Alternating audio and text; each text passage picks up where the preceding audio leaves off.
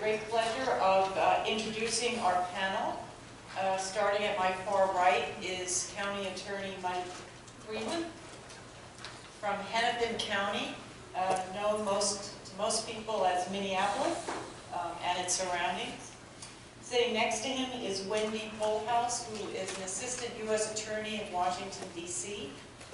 Washington, D.C.'s U.S. Attorney's Office has the unique characteristics that it is both a local DA's office and a federal U.S. Attorney's Office. So she functions also as a local DA's office, and she's in charge of their community programs in D.C. And Jeff Rising requires no further introduction since we have just met him. So please welcome our panel.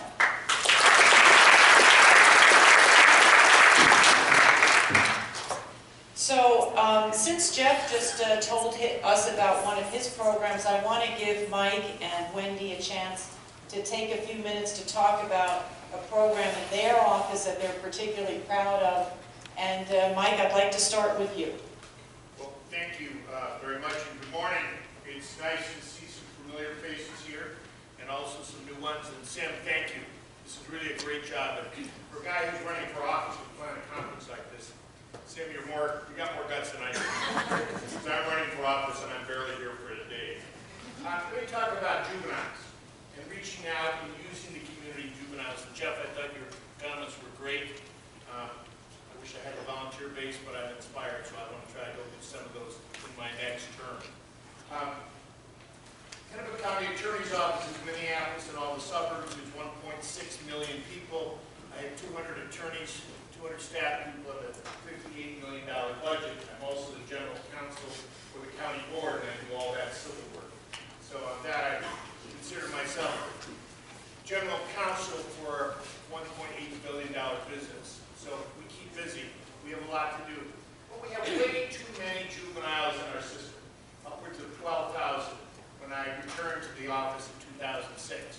Today, we're down about 5,000. Here's how we did it. First off, we got much more aggressive in partnering with our schools. We were getting 3,000 disorderly conduct cases a year, which is ludicrous because we were diverting most of them.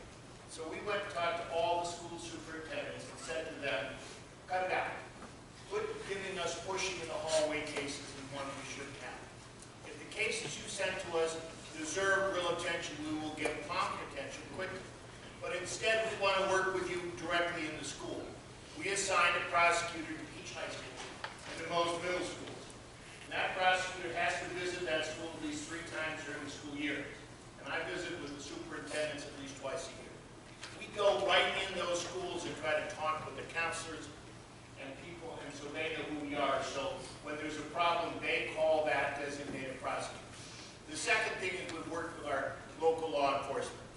We have school resource officers. And I'm really tired about this school-to-prison pipeline, because in Minnesota, at least, we cut the pipeline off because we resolve issues at the school. And these resource officers are volunteers, they're specially trained, and if there's a problem with them, we replace them. That's our understanding of the school. So you have both prosecutors and law enforcement in the schools. Secondly, we decriminalize truancy and curfew. What is truancy and curfew? An 8-year-old wants to go to school, but if he or she doesn't have a chance because they're supposed to be babysitting for their 2- and 3-year-old during the day, something's wrong. And we need to make sure that parent or parents get that child to school. And so we are involved directly with that child in what we call our Be in School program. And that is the schools notify us after 3 unaccepted absences. People working in the Hennepin County Attorney's Office work directly with those kids and the schools, and sometimes with other social service agencies to get that kid to school. The 8-year-old, my friends, really wants to be in that school. They don't want to be watching daytime TV and caring for the 2- and 3-year-old. A lot of times question your shoes, for lunch, for transportation, for clothes. But we can take care of that ourselves. If it's deeper than that, we work with social service agencies, many of them specifically designed for particular communities. We have a Latino program, we have a Hmong program, we have several programs in the African American community that work directly with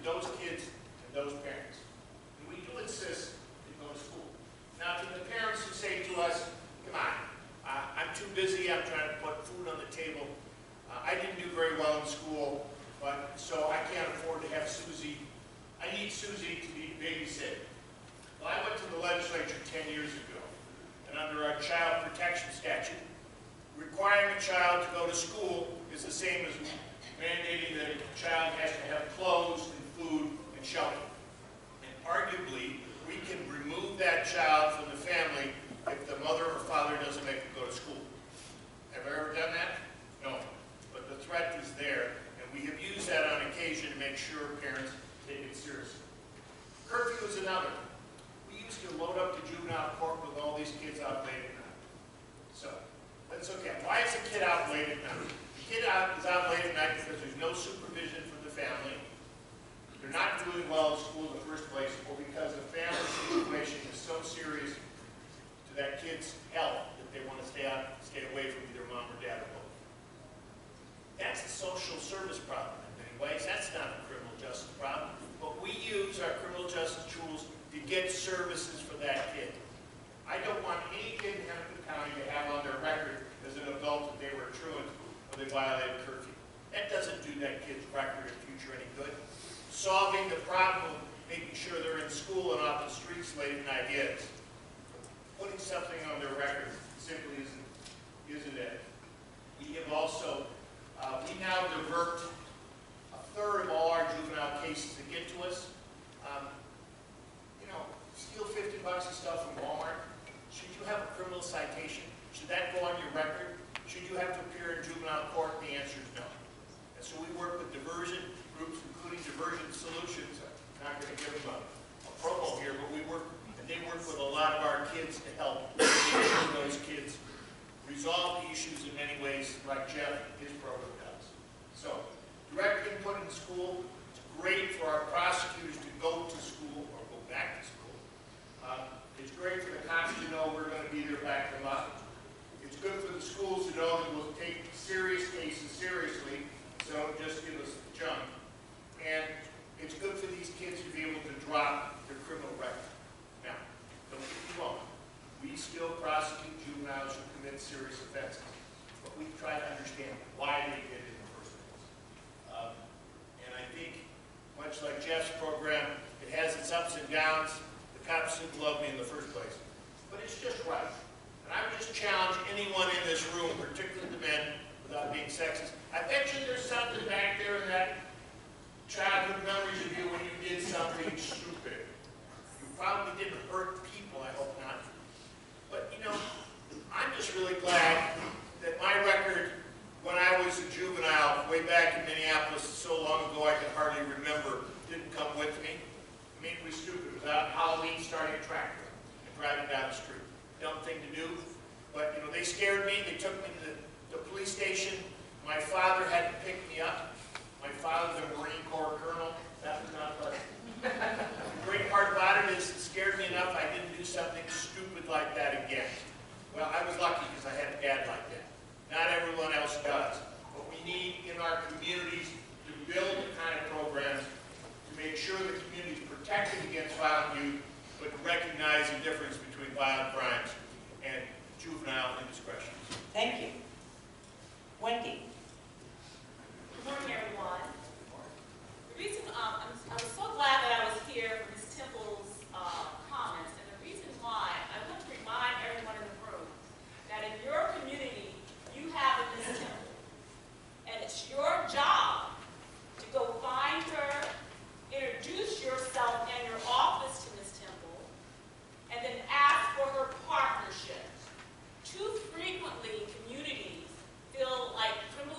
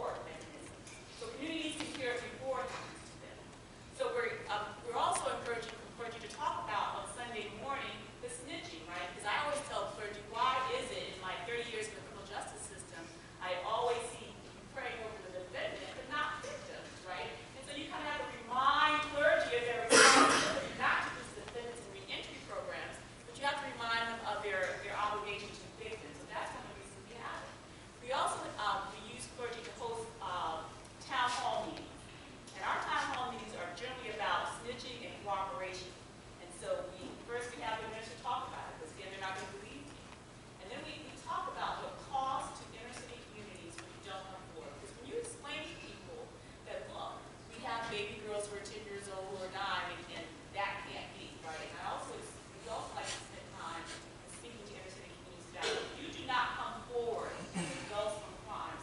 So what is the message are you sending to the young people about the value of their lives? See, that resonates with folks. You have to figure out how this, to defeat the anti-snitching piece, you're going to have to figure out what you can say that's going to resonate with communities. And we engage the faith-based community to do that type of work in town hall meetings and also educating them first, right? So the other area that we work in building trust is simply education. And we prosecute domestic violence, we prosecute human trafficking cases, we prosecute senior abuse cases. So we develop educational programs for the community on those topics. So we talk about domestic violence, then we talk about the crime, the prevention, and more importantly, where you go if you need help. And you can do that on a variety of criminal justice programs. It's just a PowerPoint. You create a PowerPoint, and that's all you do. You go out. But that's part of being out in the community, so they don't see you the first time when something bad is happening. You're educating them. And the third piece, I agree so much with. Oh, can you hear me? Oh, not on? Can you hear me now? Okay. I guess Mike's has that booming voice. So I'm sorry if you didn't hear me. So the third, I agree. It's all good. It was really Sorry. good, yeah. I totally agree with Mr. Freeman about getting out there with the kids, right? Because we're also concerned with not just the community today, but we're concerned about the community tomorrow. I hope when I'm an old lady that I can see people coming forward to court willingly. And so when you talk about youth engagement, one thing that we have, and it's not just unique to my office, is youth courts. And the reason why I love youth courts is that, instead of wasting time on a little kid who jumps the turnstile or shoplift, you can develop within your own office a youth court. And what that looks like, those low-level offenders can come into a courtroom, the judge, the jury, and the attorneys are all kids. We partner with the law school, so what happens is that there's a prosecutor, there's a law student who's a prosecutor, and there's a high school student that's a prosecutor. The kids get to serve subpoenas on teachers and all the other witnesses, and they argue it out, and they decide what should happen to this other kid. And then they make the recommendation to the principal.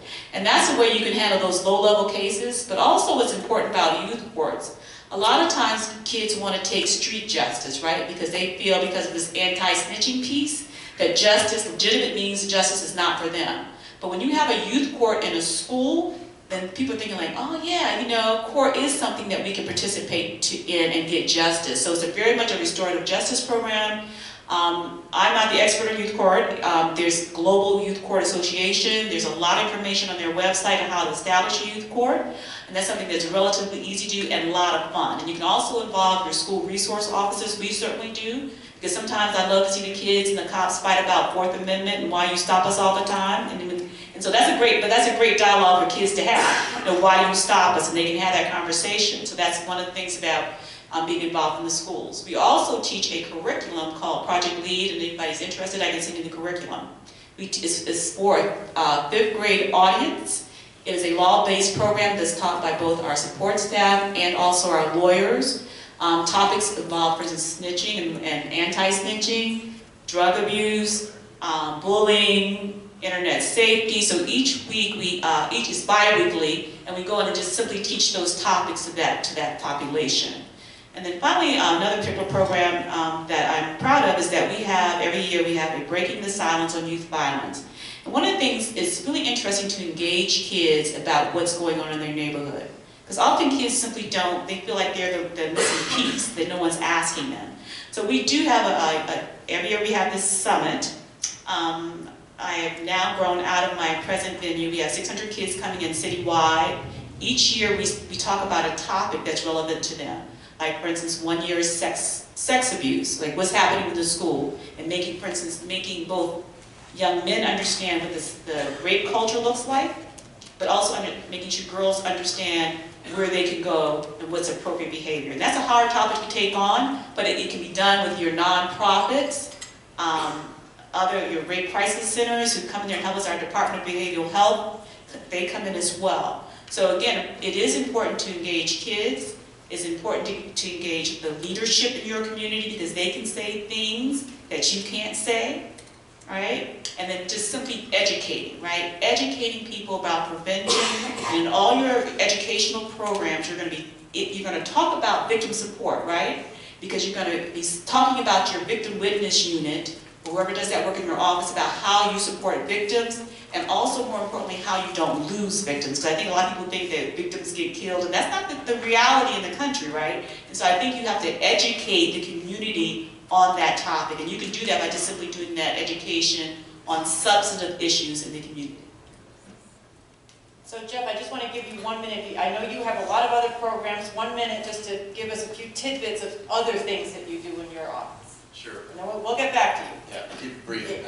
We mirror the program, a lot of programs we discussed. We have a Youth Leadership Academy that's targeting especially kids who have been in the system or have parents in the system, and we're bringing them into a 2.5-day conference with judges, public defenders, DAs, a whole gamut of cops, and we're basically building relationships and building trust with kids that are on the fringes. That's what I'm really proud of, and the other one I'll mention right now is I formed a few years ago a multicultural community council, which I am in a diverse community, and I meet on a monthly basis with members of different racial, ethnic, cultural communities to hear about what's going on in their community face to face, and get yelled at a lot, but nonetheless just have that open dialogue so that we are hearing the concerns and then doing something to address them, and that's been really powerful. So Mike, we all went to law school, went to become a prosecutor with dreams of trial and eloquent summations and things like that, and here we are talking about community programs. Why do you think that these types of programs are important for prosecutors? Well, first and foremost, we work with the Let's give community. Mike he barely needs it, but let's give him All right, so I'm going to have to crank it back down. Not quite so loud, Mike. We work for these folks. They pay their taxes pay our salary. And the bottom line is we need to reflect the community we live in. When, as many of you all do, you have to make the tough decisions on some of the harder cases. I often get up off the conference table and look out the window. People say, that's kind of rude. Am I boring you, Mr. Freeman? I said, no, I'm trying to figure out what the folks out in the community want us to do about this. So I think it's really important for us to remember where we come from and the values in our community. Obviously, we have to lead with the concept of justice, but we also have to understand the variety of communities that we have. Just like Jeff, we have a variety of different folks of different backgrounds in Hennepin County. We need to make sure that our offices reflect that and that the decisions we make reflect that. I guess finally, Chris, since you got us on a 2-minute time frame here, I know lawyers, I have to give them limits. I think it's real important for us to understand, and I think it's really important for the community to see us actively reaching out to them, to ask them questions. Most of us are pretty good talkers. As we get older in life, we ought to be better listeners. And I certainly try to do that in the community. Not always with success, but I work on it.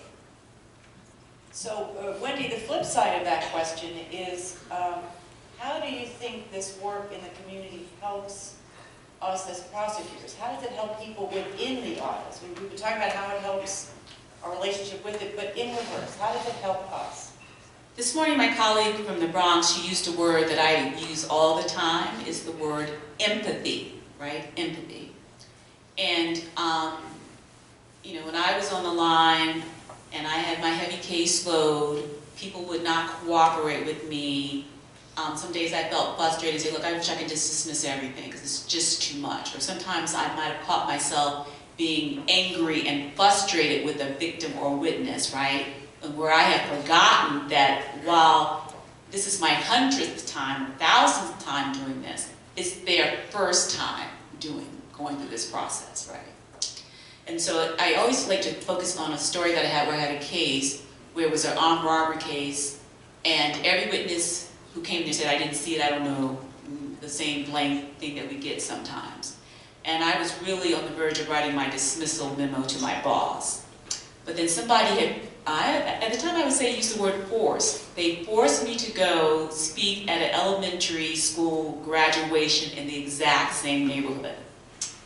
And when I went to that elementary school and I saw those little kids, like, and they're like the little boys in their little suits and the little girls in their white dresses. I had forgotten that that was a neighborhood.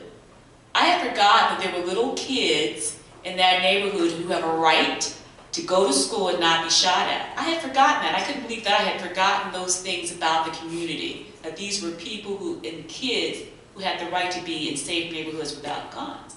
And I think as prosecutors, we forget that. We forget sometimes that these are neighborhoods. We're talking about children. We're talking about playgrounds. We're talking about kids being able to walk to school without the fear of being shot, because all we see is our cases, and we see our 100 cases. And so I do think that going out in the community first will remind prosecutors who is it that you really are working for? Communities, people, babies, those kind of things. And so to get you back to your roots. I mean, our roots should be the people, right? And so that's why I think it's important for you to go out, especially if you're feeling tired, overworked, overwhelmed, you feel like you want to just dismiss all your cases. Go out to a community meeting, go to a school, and your mind will be changed almost immediately. Now, we have offices of every size here in the room. Some have more resources than others. You come from a smaller office, but not, we have tiny offices here in the audience as well. We all need to do this work. How do you start? What do you do? How do you get your arms around this? You know, as DAs, we have that unique position where we've got the relationships with law enforcement, and we can leverage those. And then we also have relationships with other county officials. And so that's where I start. I think that's where we all start. But then reaching out to the community and making connections with community-based organizations that are also focused on helping people, so whether it's serving victims or even the criminal justice reform groups, and there's a ton of them in California. Making partnerships with them to develop some of these, what I think are smart reforms. And I would just say this, I want to be the one who comes up with reforms that actually keep people safe but also work. I'd rather do that than have something forced down my throat through a bad initiative or a law that's passed by a bunch of people that don't do what we do. And so that's why I think it's important that we lead the charge. So Wendy, how did you start your programs? When you got this position, what did you do?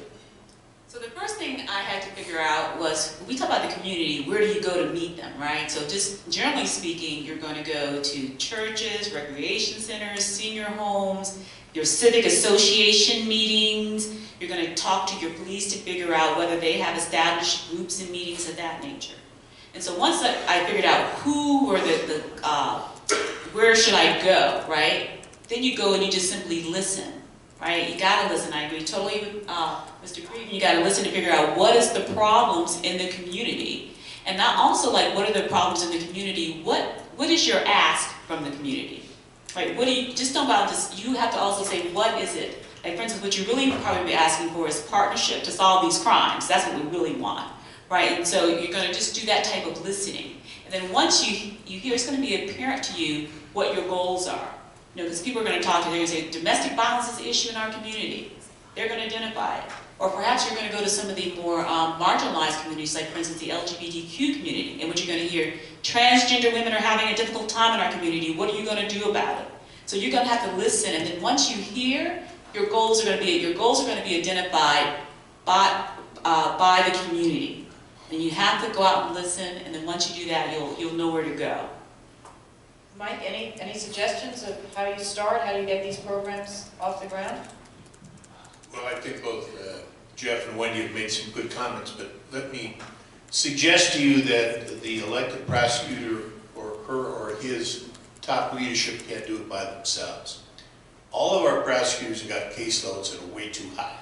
And so if you're going to ask them to do some of these things, you got to make it worthwhile to them and fun. I've tried to do a bunch of things about people attending neighborhood meetings and groups, and some folks get motivated, some don't. But we do National Night Out big time in the Hennepin County Attorney's Office. We had 300 of our 400 people, including support staff, going out.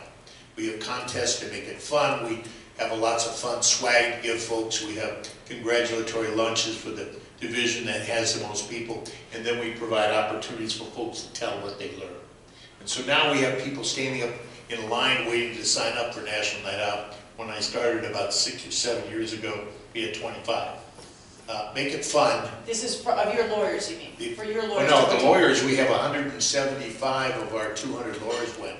But equally exciting to me is half of our support staff, legal secretaries, document clerks, folks like that, would go out to their national night out parties because we always pair people together and we try to make it as fun as we can, but it's also an opportunity for them to hear from the community.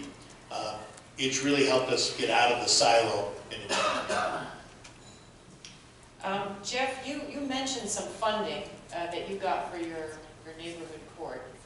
What is your suggestions of it? So this doesn't come free. What is your recommendation for funding? How do you go about doing that? Right, so we're a small county and money was an issue when we started this, but we had great success with some of the federal and the state grants. I mean, a program like this, what I talked about, it's pretty cutting edge and it gets people interested and excited. We also had great luck with private foundations across California that can really write checks to support the program. Can you give us those names, or is that something that's deeply held secret?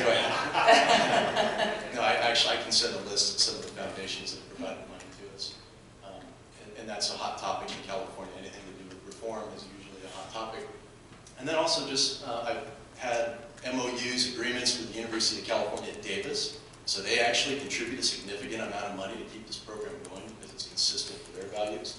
And then of course, over time, once I established the program, I was able to convince my county supervisors or county commissioners, whatever you call them in your jurisdiction, that this is a great program, guys, and we should spend some money on it. And so they are. And so it's kind of a hodgepodge of money. And I think you had also mentioned to me, and you certainly talked about it before, was the human capital.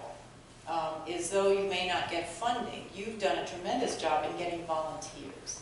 And not only do you get help, but there's a buy-in there. So how do you work on getting volunteers? And I'll ask the whole panel, do you use volunteers in various community efforts? We use volunteers across my office, but the neighborhood court is the biggest one.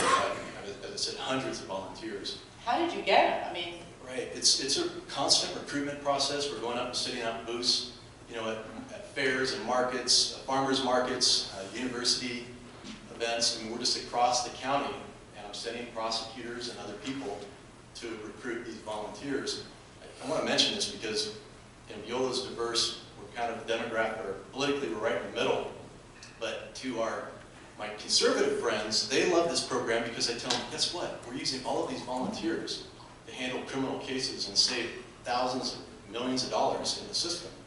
And on the other hand, my more liberal friends love the fact that this is a community-based program that's actually engaging underserved populations to solve the problem. So that's why, you know, this is a program that has engaged the community across the board, no matter what strikes you up. do you use volunteers in your offices? When do you remember?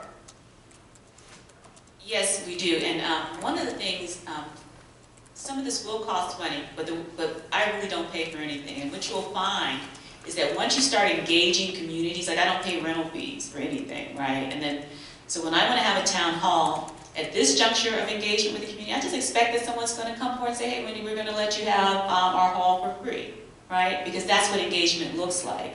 Or for instance, with our non-governmental partners, frequently I can't explain the topic as well as my nonprofit partners will. Like for instance, I'll give you an example. We have a heroin abuse awareness day. And what we do is we bring out all our nonprofits in their trucks who do this work, prevention programs. We go to the heroin spot and we set up shop right there for the entire day. When you say the heroin, you mean you go to the corner? We go to Marvin Gaye Park, which in Washington, D.C., you will find needles in Marvin Gaye Park. And that's where we go. And we bring all of our drug prevention partners in their trucks to that spot. And then I expect for my radio station to show up as well, right? This is partnership, so you don't have to pay. They will show up. They'll be blasting it on the radio. They'll have the music, so people in the community will come in. And so people right there on that spot can go right to a bed right there from the street, right? And that's how you get, and that's all, that's partnership, right? I could not get people to go into treatment from Marvin Gaye Park by myself, right? And so, but people, once you tell folks what you're trying to do, you'll be surprised. They'll get right on your bandwagon. They are waiting for you. They really are waiting for you. They don't know where the community doesn't know where to go. And they're waiting for you to just come out there and say, hey, join us. I guess I need to take another trip to DC. See, in Minnesota, we got a lot of really cheap Norwegian Lutherans, and I can pick on them because I is one, and we have a hard time getting money from them for that. But what I have found successful is if you have a specific program, you go and recruit for that program. For example, one of the things I did, which I held my breath because I didn't know what would come, is we reviewed our juvenile prosecutors' charging standards and whether our juvenile prosecutors charge differently to different folks. Were we more likely to charge the same case for an African American kid or for a white kid? And we studied that and we found out there was virtually no difference. But we were not getting the acceptance in our diversion programs by African American kids. Well, we looked at it a little harder and we figured out a lot of times what we do is we send out a letter saying you were invited to join diversion, please come next Tuesday at 2 p.m. The letter would never get there. The people had moved, stolen out of the mailbox, or the kid who didn't want mom and dad to know what was going on and ripped it up. So we recruited specific volunteers to call that kid. If your dentist can call you 3 days ahead of time and say, Freeman, you've got a dental appointment, why can't we particularly call kids? And if the phone wasn't there, didn't work, we sent volunteers to pick them up. And all that began, so where the problem with African American kids not participating in our diversion programs successfully turned on attendance. And when we helped them get there, the record went up, and it's just about the same. So the challenge of undertaking the program, which wasn't your question, I know, Chris, but for the rest of you all, I want to take a look at your programs. It can be done and it can be evaluated, but recruiting volunteers for specific programs at specific times that they'll be interested in, both for people in your office to do, but people from the outside. You bring up a good point. All right, I'll have to speak very loud, my outside voice. Oh. Thank you. You lead us into another question, which is how do you measure success with regard to these community programs? And we're putting a lot of effort into it. How do we know if we're getting a bang for our buck, whether that buck is human capital or actual funds? Jeff, let's go. Well, I already mentioned that we're measuring recidivism rates, which is hard data, and then satisfaction surveys. And to me, I think those are, whenever somebody participates just in our neighborhood court program, they are given a survey. It's a written survey, and they almost always complete them. And then we're compiling that data and reviewing it on a regular basis. And the numbers I reported to you, over 90% satisfaction rates, are over 1,400 cases. So it's good data. But the hard numbers, I think, are critical if you can measure that, especially recidivism numbers. And that's two of the ways we do it. Just one. So first I would say that we've had research partners in the past, and across the country many community prosecution programs have had research partners. And the part of the issue with the research on it is it's really hard to isolate the community work from other work that's being done in law enforcement to give you your pure numbers on community outreach. So that's kind of borne out nationally in some of the research. Generally speaking, you will see decreases in crime with community prosecution, but it's still hard to isolate it. So with that said, our office is very meticulous about tracking activity, right? And that does help me out a lot. Because for instance, the first time I had a town hall meeting, a faith-based town hall meeting, it was my father and 3 of his church members that came. Okay? So, thank God for that. But then within two years, we had a town hall meeting, and there was 250 people there. And within the first 3 years of kind of reinvigorating our community prosecution program, we saw a 400% increase in the numbers of community members attending our forums and programs. And so that told me that yes, they were waiting for us to come out there, right? So we definitely track what we're doing, how many people are present, And we are going to begin to incorporate more surveys in our work.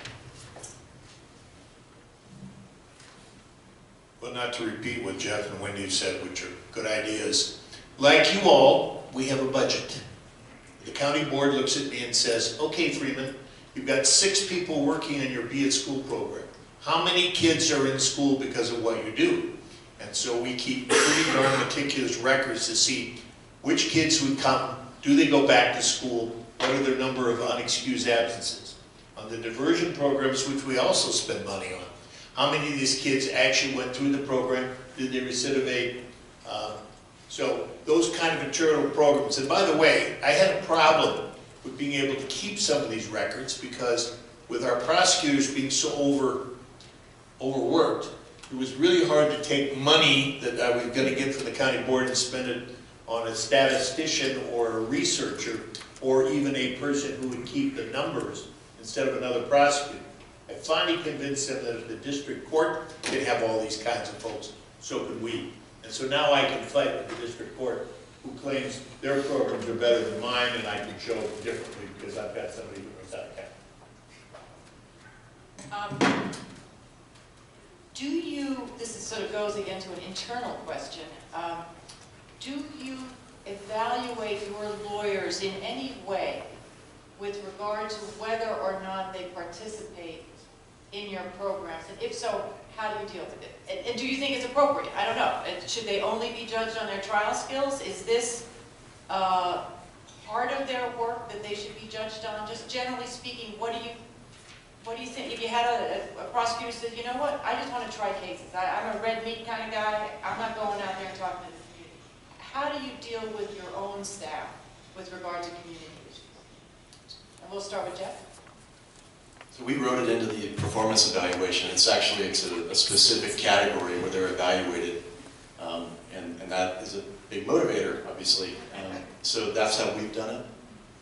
And how do they react to that? Some are, pretty recalcitrant about it. They think it's baloney. They just want to prosecute cases. But we also have requirements that they do a certain number of outreach events every year.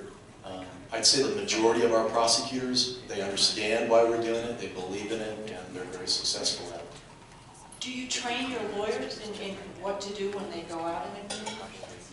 We informally do. I've got 2 of my prosecutors that are here are actually out in the community on a regular basis doing this, and they're recruiting other prosecutors. It's kind of like, hey, let's go have some fun and go out and do this event. And so that's how we do it, is we do make it fun, as Mike said.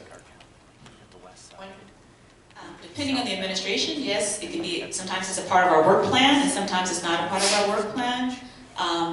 But I will say that it gets prosecutors, so I don't know how you can try a case and not go out to the neighborhood, right? I mean, how can you possibly try a violent crime case and not knowing what a certain block looks like? Like, I know that this block is hot, this is what it looks like. So when I'm trying a case and I'm doing a direct examination, people know that I know that block. And that's important for both, not just successfully prosecuting the case, the jury knows that I know that block, right? And that also builds a little bit of credibility with your jury. So you have to kind of make sure people understand this notion of going out into the community is essential to me in the development of a trial prosecutor, right? And so we have been met with some people who are not happy, but most people are okay. And also I have to mention, you have to also make sure that you kind of make a decision who's going to what meetings. Like, for instance, for the times when we have, like, if we're going to a crime meeting where people are upset about, for instance, homicides uptick in their neighborhood, that's not the junior prosecutor who's going to that, right? That's going to be our senior people. So you do have to give some thought about who's going to what meetings. We have been very unsuccessful in trying to order people to do things. It doesn't work. Lawyers are by nature independent, strong-willed, so we have to convince them. Now, sometimes we convince them of something as simple as a pizza party, or we appeal to their better judgment, or we get those folks in the ranks that really care about these kind of programs, and we say, hi, Fred and Susie, let's go out recruiting. You get X, Y, or Z if you recruit 5 people to go out with you. It's bribery, but with the job performance standards, I really don't think I can say I demand 100 hours from you in the community. I don't think I could do that. So let's make it fun and recruit them that way. Well, I suppose also some are better at it than others, and there may be some you might not want to set up. Just saying. We also do a cash award. So the Community Prosecution Award comes out every year. It's a nice little piece of change. So one person is eligible to win the Community Prosecution Award every year. And give us an example of what someone has done who has won that award. For instance, the person who sponsors who's the head of our youth summit is the person who wins that. We also have one person in our, this is a section that handles our files and handles our equipment. So he always is there to set up our tents. He helps us with the logistics of it. He won it this year because he's always there. He goes out of his way. So it may be someone who's a lawyer, it may be a support staff, it may be your file guy who comes out to everything. So every year it's that one person who's really shown a love and commitment to it. Jeff, is there anything you want to add? Okay, well, I do want to leave a little time for questions, but before we do that, I just want to give each of you an opportunity to say whatever else you would like to say on this topic. There's another program in your office you want to mention, what you think may help our prosecutors do more of this. I'll give each of you a chance to add something. So I don't want to start, Jeff, or Mike? Mike? Well, let me say on this, I consider part of my job being like a preacher. You know, we are privileged to be able to do something that's really important. We help to provide public safety, and safety is important to folks. We also help to keep kids' records straight. It's really a privilege to have an opportunity to go to the office every day to do the right thing. Now, I've been in private practice a couple of times. I have not always been successful in my elections, and my family's got to eat. But I can't wait to get back, because we really do. Think about it. And I preach this almost every day to somebody in the office. We are privileged to have a chance to do this good work. We need to give the people the best we can do. And who else gets to go to work every day and their goal is to do the right thing? And people, it's really fun to watch some of the young lawyers talking when they don't know I'm around. I guess I've given the same speech enough times, Si, that they know they can repeat it for me. But that is a privilege, and we need to tell our people that. And we can't let them be cynical about the work they do, or they can't be uninterested in the people that they work for. They have to be inspired by this, because we're pretty damn lucky. I just want to reiterate that community outreach is important because it really is about trust.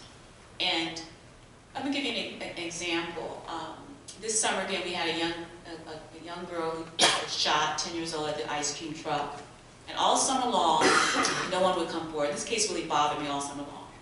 And I was in community meetings all summer in the same area where this child was shot. And what I was asking for was partnership, that someone could come forward. And what I said was harsh. I asked everyone in the room, I said, how many of you all love children? How many of you all love children in this neighborhood? Of course, everybody raised their hand. And I told everybody, I said, put your hands down. Because if you love children, we wouldn't have a 10-year-old girl who was shot at the ice cream truck and nobody came forward, right? Now, I couldn't have said that in year one as a community prosecutor. I couldn't have said that in year one. But because people know, oh, that's just Wendy, they know who I am, they know who my prosecutors are, they could take it from me, right? And see, what I was saying, sometimes when you got to say the hard truth to communities, when you're also asking for their partnership, because they have a role. I don't let communities off the hook. I meant to say that. Don't let communities off the hook. They're responsible for resolving crime as well, right? But you have to have built some level of trust with them before you articulate those words to them, right? And so that's why I get to say to communities, I'm demanding your partnership. I'm demanding that a witness comes forward on this murder of this little girl. Now that defendant is now waiting his trial, thank God. But you have to have trust, and you have to be involved in engagement activities before the little girl is shot, that you can make those demands of partnership with the community to resolve violent crime in your communities. Wendy, I'm going to ask you one other question. This is something that you've said to me about the development of empathy, both within your lawyers, but also within the community. Can you talk about that a little? Yes, everyone in this room have had, it's pretty much similar to what Jeff is doing in his community, right? You all have had these cases, or just dumb cases, right? Just very dumb cases where people are calling the cops for no reason. Like, for instance, in many communities, there used to be a time where kids would play in your yard, and you would have a senior come out and say, "Get out of my yard," right? But now those same communities will call the cops for stuff like that, right? And so part of community outreach is also being involved in restorative practice and restorative communications within communities, like talking about, is it okay to call the cops when the kids are in your yard playing? Can we please have that discussion in communities? So you'll see a lot of work at the Office of Juvenile Justice Programming, OJP, which is Office Justice Program, about like this restorative conversations and restorative work to build empathy. There used to be a time, for instance, when someone was a mental health customer, and people used to say in the neighborhood, "Oh, that's just Miss Sue, she's having a bad day, you know, let's call her uncle, brother, her kids," right? But now we call the police, right? And actually, from Minnesota, this officer, his name is Officer Mike Davis, and he is a contractor for Department of Justice, and he talks about like this restorative notion of community conversations, where we can get people to stop calling the cops, to stop wasting our time, stop wasting the police time, and start getting back to empathy in communities, so people can start talking. See, people call the cops, it's easy to call the cops when you don't know each other. It's much harder when you know each other. And so kind of getting communities back to talking, restorative work within communities, restorative circles, when I mean people get together and talk, having things, community outreach programs right on the street corners to draw people out just to talk. That can also help you build empathy within your communities, which will have a benefit for you as prosecutors. I'll keep it short. I think we're all here because we realize our roles as prosecutors is evolving on an ongoing basis. And we no longer have the luxury of sitting in our offices and processing cases and going to court and not engaging with the communities we serve. I think it's sweeping across the nation. I don't think there's going to be many places left in another 10 years where they're not talking about programs like this. And I think it does come down to trust, building those relationships of trust in your community, which pay off dividends across the board. So we have 10 minutes. I would love to get questions, or if any of you in the room want to give a short outline of something you're proud of that you're doing in the community, let's use these 10 minutes productively. Anyone like to start? I know there's someone from Oklahoma talking. Want to tell us what you're doing?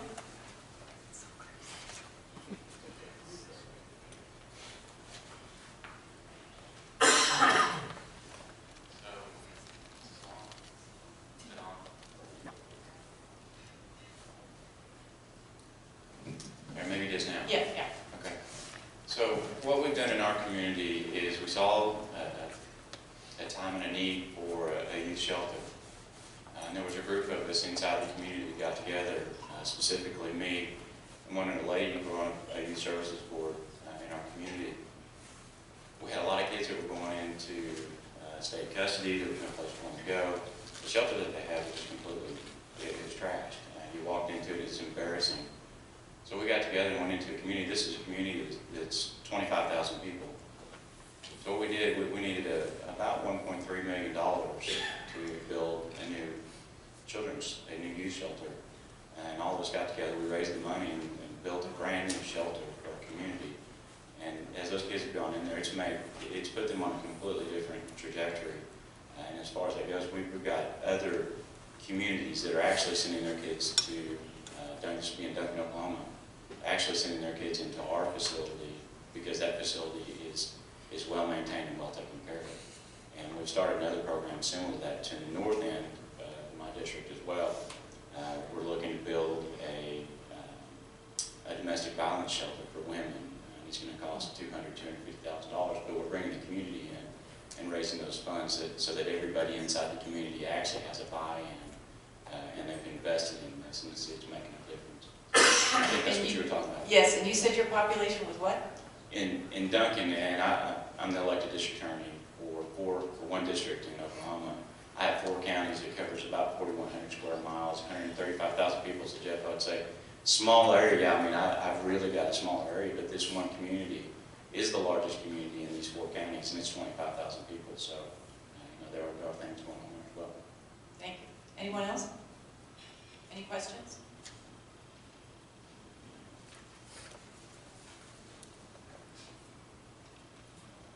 I know you're doing stuff. Well, thank you. Thank you very much.